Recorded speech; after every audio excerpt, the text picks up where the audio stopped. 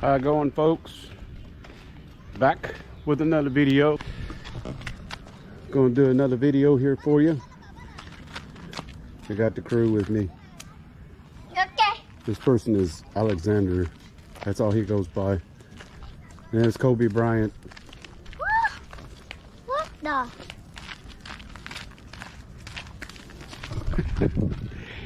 Anyway, I'm gonna make a video on why most men are leaving the United States. Mainly the United States. We're gonna keep it on the United States because that's where I'm from right now. Anyway, why most men are leaving the United States, going abroad. We're walking out here on the main country road here. We got some followers, I believe. Anyway, we're headed down this little old road right here. It goes out onto the main highway. One of the main reasons why most men leave the United States is to find a better life. Also is for financial reasons, because like in places like where I'm at in the Philippines, the US dollar goes way much further and you can live on it much better. As you may know, in the United States, it's quite expensive to live there. I was talking to a young gentleman yesterday, just yesterday, in my previous video, at the Solar White Beach. I met a young gentleman there, and he was telling me that he has an aunt and uncle that live in New York, like for instance, and they lived there for a little bit more than 20-something years, and they're already ready to move back to the Philippines because it's way too expensive to live there. And he was explaining to me that they looked at other places and there's not that much of a difference as far as price, because the cost of living is still high. And he was saying something like they were paying, just for like a one-bedroom apartment, they were paying somewhere nearly $3,000 a month. That's not including utilities, their grocery bill and all that. On $3,000 a month here in the Philippines, you can live quite comfortable, more than comfortable. And even ice cream here is cheap. I mean, but anyway, he was explaining that it costs, like he was telling me, it was $3,000 a month just for rent, more than $3,000. You can live off that real easy here in the Philippines. Back when I was living in the United States, I can give you kind of an idea. I was paying somewhere near $700 to $800 a month just for a house, and it wasn't in the best neighborhood. It wasn't the best house. I guess they were one of those kind of landlords. They was just only in it for the money, I guess. He really didn't take care of the place. We had to pretty much threaten them that we were going to move out. They didn't fix the windows in the house. He eventually fixed that, but he got some shade tree construction workers come in there, and they did nothing right about putting in the windows at all. But you take that $700-800 a month. Our utilities was running somewhere close to $200. Our electric was running about $200 a month. Our water was running about around $150. So we're talking already, we're not even getting into the grocery bill, and we're already talking about close to over $1,000 right there off the bat. Now our grocery bill, it was running somewhere close to, there were about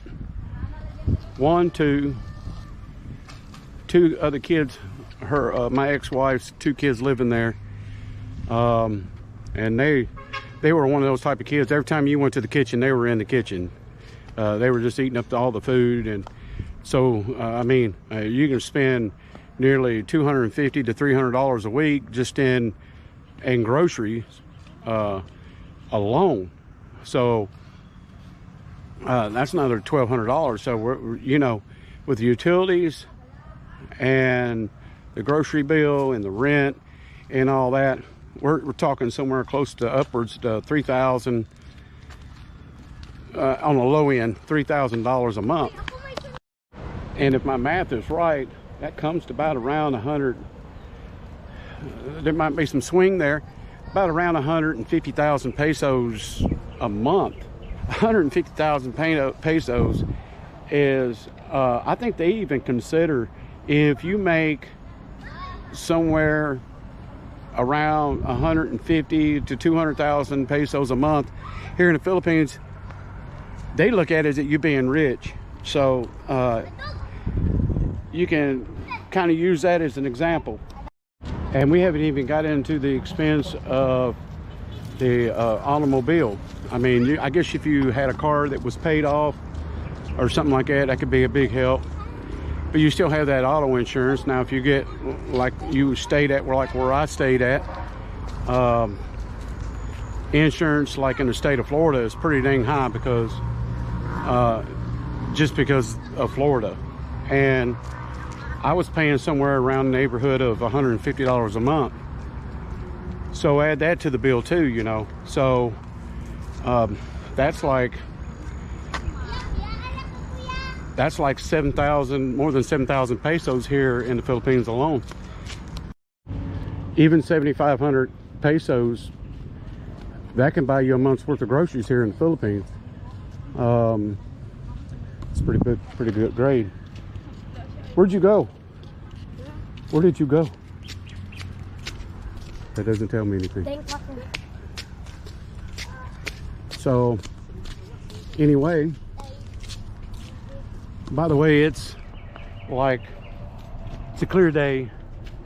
The sun is out. People are out on their bikes. And it's like 197 degrees outside as usual. Not technically, but it feels like 197.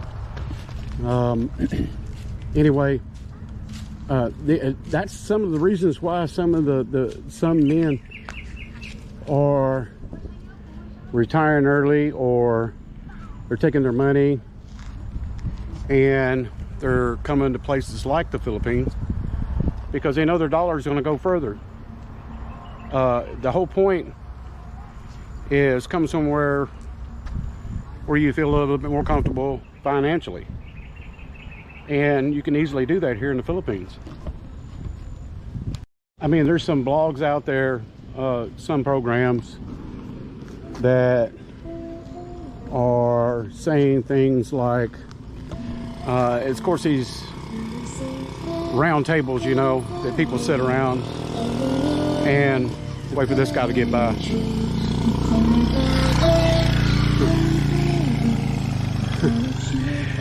And they claim that most of these men, or they're blaming all men, are leaving the places like the United States to go find a younger woman in the Philippines. And most of the time that's going to be the case, but that's not the reason why men leave.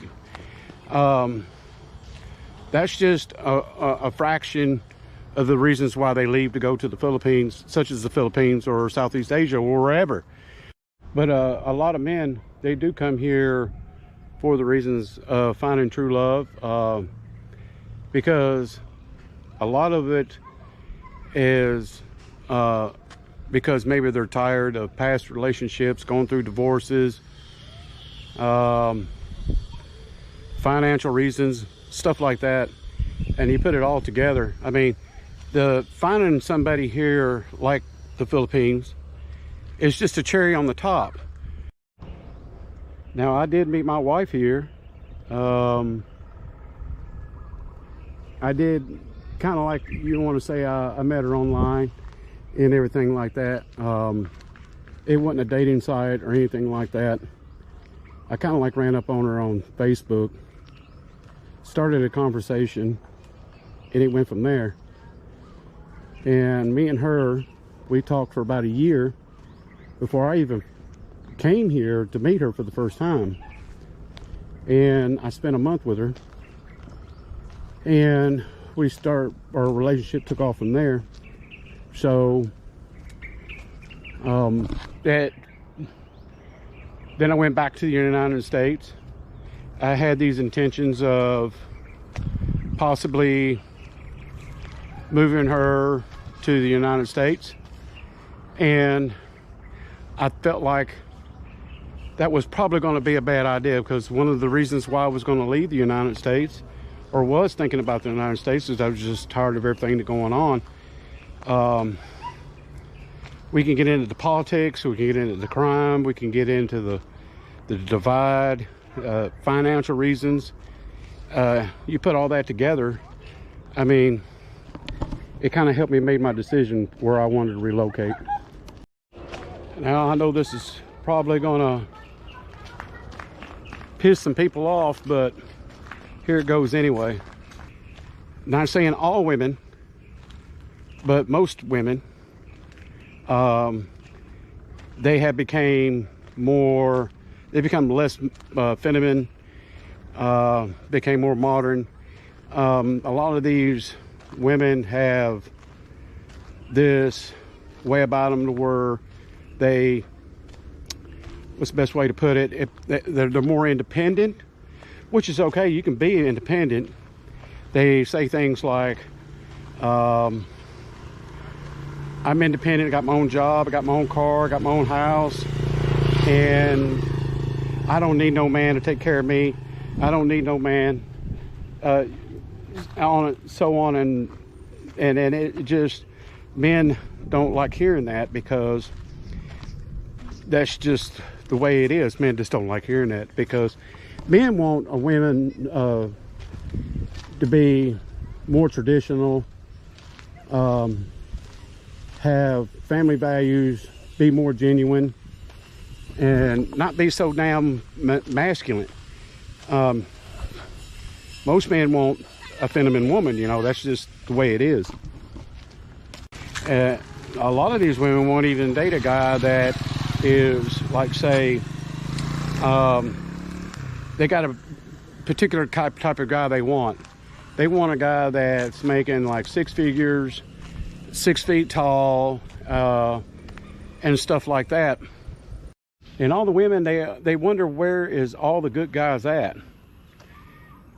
Well, they talk out of, now, like I said, we're not talking about all women here.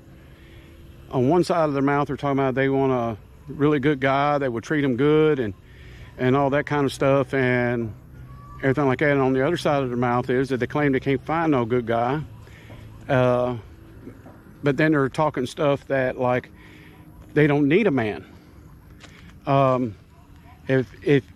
you say good riddance to these guys or these men that are leaving the country to go find a relationship or find more financial freedom. And then if they say go, they say to hell with them, and that's what pretty much their expression is. They say they don't need them. You got to write these things down on paper, and you got to weigh out your options. And I did that. I had looked at many reasons to why I should stay in the United States, and I really couldn't find any other than I was already comfortable there because I was born there. I mean, I miss the United States, yes, but I don't miss it bad enough to go back. Now, getting back on the cherry on the top, when a man does find a relationship abroad, they're mainly men today. They're still stuck to more traditional values. Find a woman who's genuine, who is feminine, it wants to raise a family and stuff like that. But today's women, most of them, like back home in the United States, that's just a real small percentage that you're going to find that. And a lot of men have been finding out that they can find these relationships just by just going overseas. It's not real hard to find somebody here. In fact, most women, they want to stay here in their own country because they don't want to leave their friends.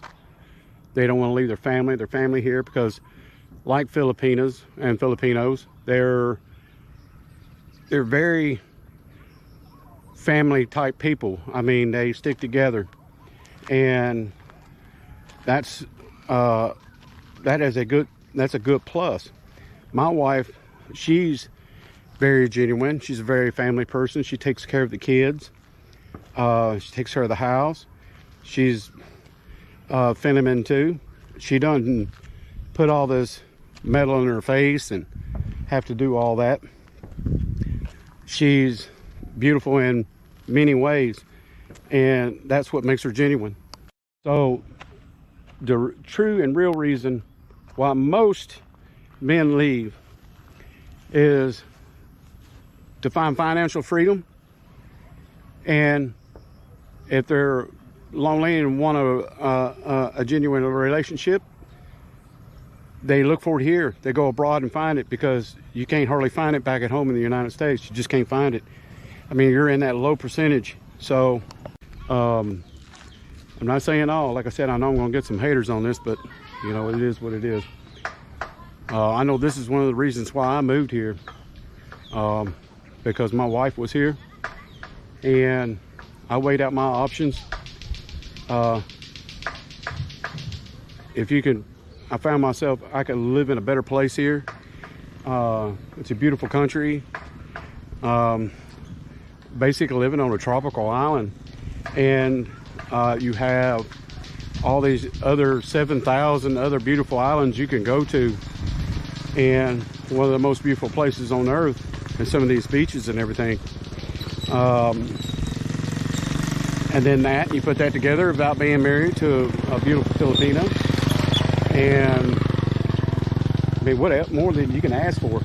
And then, of course, other stuff too. We're not going to get into my finances, but just because I got a few stalkers of my own, it's none of their business how much money I have. But I bet they wish they knew. But anyway, so with that, if you like this video, don't forget to smash the like button. And for that, don't let your hearts be troubled, as always. And we'll see you on the next video.